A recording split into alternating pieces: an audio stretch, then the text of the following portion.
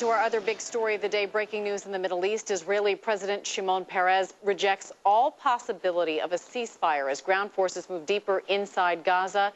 The Israeli army saying one Israeli soldier has in fact been killed in that ground invasion, the first such fatality confirmed by the Israeli military so far. More than 500 Palestinians have died in the 9 days of fighting. Hamas militants are vowing to turn Gaza into a, quote, graveyard for Israeli troops.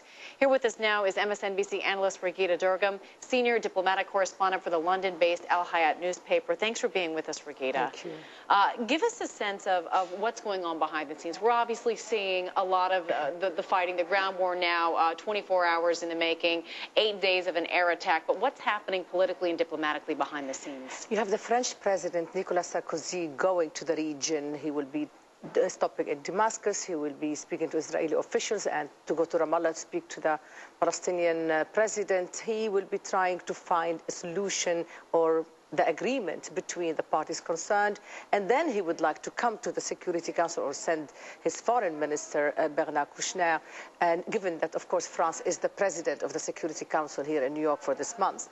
So we have that on one hand, this approach. On the other hand, you have parallel to that, the Arab foreign ministers coming to New York to work on that draft resolution, to hope that they can put together something that will coincide with what the French diplomacy is trying to do. Now, you put this on one side, then you have the position of the president of Israel saying no ceasefire, the United States supporting that position.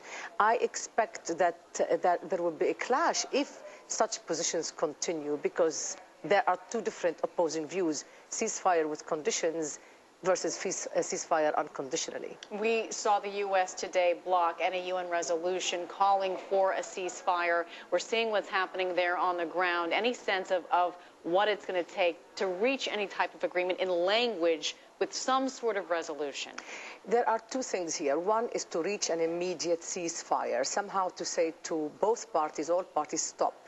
Now, this has been rejected because the U.S. wants something more permanent and with other things in such a resolution. And the Arabs are working on that as well, such as monitoring, such as stopping the access of armament to Hamas in Gaza, and such as opening the crossings so that the population of Gaza is not punished collectively as it is being right now.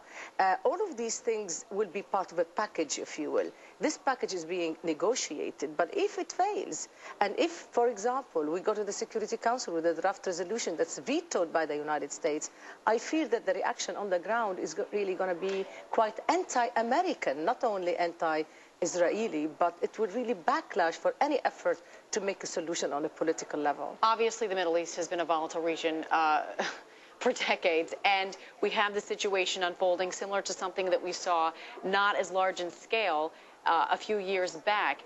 That said, is there real concern that this could, too, escalate beyond the borders of Gaza? Yes, of course, there is such a potential. Up till now, Iran has only paid lip service to Hamas. Hezbollah has not come to the aid of Hamas. Syria also did not open its fronts with Israel to come to aid Hamas. So Hamas probably had set itself up and is probably astonished at the lip service it's been paid. So on one hand, Hamas in effect, reaped what it asked for by escalating without a purpose. Equally, Israel is going in right now with a huge cost to civilians. A quarter of the dead are already women and children. And that will get worse. As we hear, there is no time limit on this operation, and there's no clear purpose other than, as the president of Israel said, crush terror. What does that mean? What does crush terror mean? What does it take, and at what price, and for how long? Raghida, you talked about, obviously, the Palestinian price that's being paid, the casualties. In terms of support for Hamas, I mean, you mentioned lip service, but who is anyone, Iran, Syria, Lebanon, supporting Hamas in any real way? No, they were, with weapons. Probably, I don't have any clear information, but I'm pretty sure that the weapons of Hamas came with the support of Iran, for sure.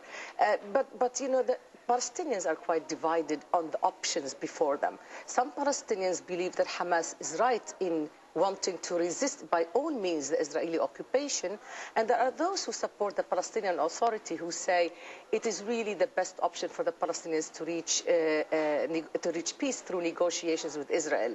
And these are the ones who do not want the resistance to, set up the Palestinian people as well.